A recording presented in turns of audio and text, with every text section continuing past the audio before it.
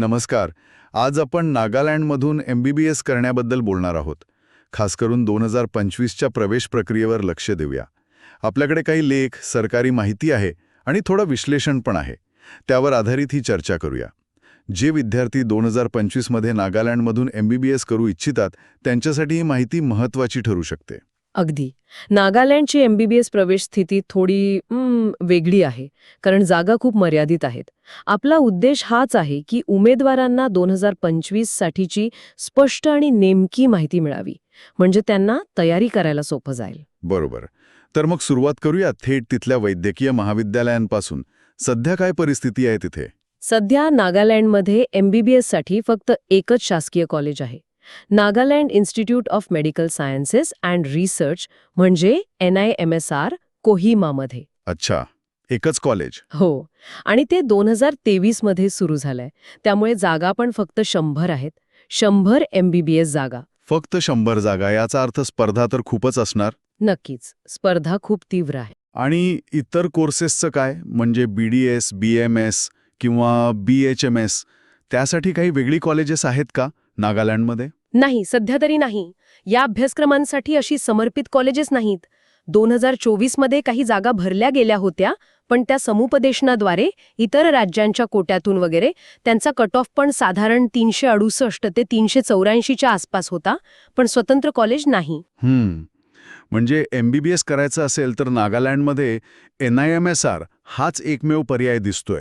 प्रवेशासाठी नीट UG तर लागतंच, पण खरी प्रक्रिया समुपदेशनाची असते, बरोबर? बरोबर. ती कशी होते? हो, समुपदेशन 2 स्तरांवर होतं. 85% जागा या राज्य कोट्याच्या असतात. त्याचं काम DTE म्हणजे तंत्र शिक्षण संचालनालय कोहिमा बघतं. त्यांची वेबसाईट आहे dtnagaland.org.in. आणि उरलेल्या 15% जागा? त्या अखिल भारतीय कोट्याच्या म्हणजे AIQच्या असतात आणि त्या MCC म्हणजे मेडिकल काउन्सिलिंग कमिटी भरते. त्यांची वेबसाईट mcc.nic.in आहे. ओके. आता या 85% राज्य कोट्याच्या जागांसाठी पात्रता काय आहे? म्हणजे नागालँड हे ओपन स्टेट आहे की क्लोज्ड? बाहेरचे विद्यार्थी अर्ज करू शकतात का? हा महत्वाचा प्रश्न आहे. राज्य कोट्यासाठी नागालँड हे क्लोज्ड स्टेट आहे. म्हणजे या 85% जागांवर फक्त नागालँडचे स्थायी रहिवासीच प्रवेश घेऊ शकतात. फक्त नागालँडचेच? हो, त्यासाठी त्यांच्याकडे परमनंट रेसिडेंट सर्टिफिकेट म्हणजे PRC असणं अनिवार्य आहे. बाकी पात्रता तर आहेच, म्हणजे 10+2 भौतिकशास्त्र, रसायनशास्त्र, जीवशास्त्र आणि इंग्रजीसह उत्तीर्ण हवं. सामान्यसाठी 50%, राखीवसाठी 40% गुण. आणि अर्थातच नीट UG 2025 मध्ये पात्र असावं लागतं. वय पण 31 डिसेंबर 2025ला 17 वर्ष पूर्ण हवं. PRCची अट खूप महत्वाची आहे, हे लक्षात ठेवायला हवं. अच्छा, आता आरक्षणाबद्दल काय सांगाल? AIQ आणि राज्य कोठ्यात फरक असतो का? हो, नक्कीच. AIQ साठी केंद्राचे आरक्षण धोरण लागू होतं.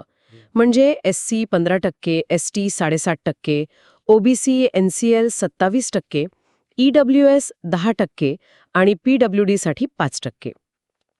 पण नागालँडच्या राज्य कोट्यात राज्याच्या नियमानुसार आरक्षण आहे. तिथे स्थानिक ST जमातींसाठी तर आहेच, पण काही विशिष्ट मागास जमाती म्हणजे बॅकवर्ड ट्राइब्स. हे काय आहे नक्की? जसं की चाखेसांग, कोन्याक, तिखीर यांसारख्या जमातींसाठी विशेष आरक्षण आहे. हे नागालँडसाठी खास आहे. अच्छा. आता येऊया कट ऑफकडे. मागच्या वर्षीचे आकडे काय होते आणि 2025 साठी काही अंदाज. राष्ट्रीय पातळीवरचा नीट पात्रता कट ऑफ तर साधारणपणे जनरल EWS साठी 144 आणि SC ST OBC साठी 113 अपेक्षित आहे 2025 मध्ये. पण नागालँडच्या राज्य कोठ्याचा विचार केला तर ST उमेदवारांसाठी 2023 मध्ये कट ऑफ 342 होता. 342. आणि 2024 मध्ये तो वाढला, 385 पर्यंत गेला. आणि ज्या BT प्रवर्गांचा उल्लेख केला त्यांचे कट ऑफ वेगवेगळे होते. उदाहरण तिखीर जमातीसाठी 2023 मध्ये 167 होता, 2024 मध्ये 170 झाला. 2024 मध्ये ST कट ऑफ बराच माठला होता की. मग 2025 मध्ये काय वाटतंय, खाली येईल की अजून वाढेल? उपलब्ध माहिती आणि विश्लेषणानुसार एक शक्यता अशी वाटते की 2025 मध्ये नागालँड ST उमेदवारांसाठी कट ऑफ कदाचित थोडा खाली येऊ शकतो. साधारणपणे 320 ते 330च्या दरम्यान स्थिरावण्याची शक्यता आहे. अच्छा, हे तर उमेदवारांसाठी थोडं दिलासादायक ठरू शकतं. हो, पण हा फक्त अंदाज आहे. नीट परीक्षेची काठिण्य पातळी, अर्ज करणाऱ्या विद्यार्थ्यांची संख्या यावर अवलंबून असेल. जागा तर 100च आहेत. बरोबर. आता समुपदेशन प्रक्रियेबद्दल बोलूया. साधारणपणे कशी असते ही प्रक्रिया आणि कधी सुरू होईल? प्रक्रिया साधारणपणे ऑनलाईनच असते.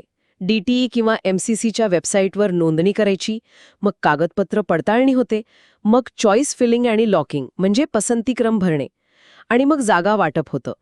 साधारणपणे 4 फेऱ्या असतात. राऊंड 1, 2, मग मॉपअप आणि शेवटी स्ट्रे वॅकन्सी. आणि वेळापत्रक अंदाजे कधी काय होईल? अंदाजानुसार 2025 मध्ये नोंदणी जूनमध्ये सुरू होऊ शकते. पहिली फेरी जुलै, दुसरी ऑगस्ट, मॉपअप फेरी ऑगस्ट किंवा सप्टेंबरमध्ये, आणि वर्ग बहुधा ऑक्टोबरमध्ये सुरू होतील. ठीक आहे. आणि कागदपत्र कोणती लागतात पडताळणीसाठी? काय काय तयार ठेवावं लागेल? मुख्य म्हणजे नीट 2025चं ॲडमिट कार्ड आणि गुणपत्रिका, रँक लेटर, 10वी आणि 12वीचे प्रमाणपत्र आणि गुणपत्रिका, ओळख पुरावा हवा, जसं आधार कार्ड, पॅन कार्ड किंवा पासपोर्ट साईज फोटो लागतील. जर आरक्षणाचा लाभ घ्यायचा असेल तर जात प्रमाणपत्र, SC, ST, OBC, NCL, EWS जे लागू असेल ते, आणि ते पण प्रमाणित नमुन्यात हवं. आणि सर्वात महत्त्वाचं, राज्य कोठ्यासाठी नागालँडचं PRC म्हणजे स्थायी निवासी प्रमाणपत्र. ही लिस्ट महत्वाची आहे. सगळी कागदपत्र वेळेत तयार ठेवली पाहिजेत. जाता जाता MCC कडून रॅगिंगबद्दल काही विशेष सूचना आहे का? हो, एक आहे. MCCने सर्व वैद्यकीय महाविद्यालयांना 12 ऑगस्ट 2025 हा दिवस रॅगिंग विरोधी दिवस म्हणून पाळायला सांगितला आहे. ओके, चांगली गोष्ट आहे. तर मग या सगळ्या चर्चेचा सारांश काय काढता येईल? उमेदवारांनी कोणत्या गोष्टी लक्षात ठेवायला हव्यात? सगळ्यात महत्त्वाचं म्हणजे नागालँडमध्ये MBBSसाठी फक्त 100 जागा आणि एकच कॉलेज. त्यामुळे स्पर्धा खूप जास्त आहे. त्यामुळे फक्त राज्य कोठ्यावर अवलंबून राहू नये. अखिल भारतीय कोठ्याची जी MCC प्रक्रिया आहे त्यातही सक्रियपणे भाग घ्यावा. बरोबर. दोन्हीकडे लक्ष ठेवणं गरजेचं आहे. अगदी. आपलं PRC सर्टिफिकेट तयार ठेवावं आणि DT नागालँड आणि MCC या दोन्ही अधिकृत वेबसाईट्स नियमितपणे तपासाव्यात, कारण सर्व अपडेट्स तिथेच येतात. नक्कीच. अधिकृत माहितीसाठी वेबसाईट्स तपासणं खूप महत्वाचं आहे. आणि जाता जाता एक विचार मनात येतोय की इतक्या मर्यादित जागा असताना नागालँडमधील विद्यार्थ्यांनी राज्याबाहेरील पर्यायांचा विचार कितपत आणि कसा करायला हवा यावरही विचार करणं गरजेचं आहे. हो, ही एक महत्त्वाची रणनीती ठरू शकते. त्यावरही विचार करायला हवा.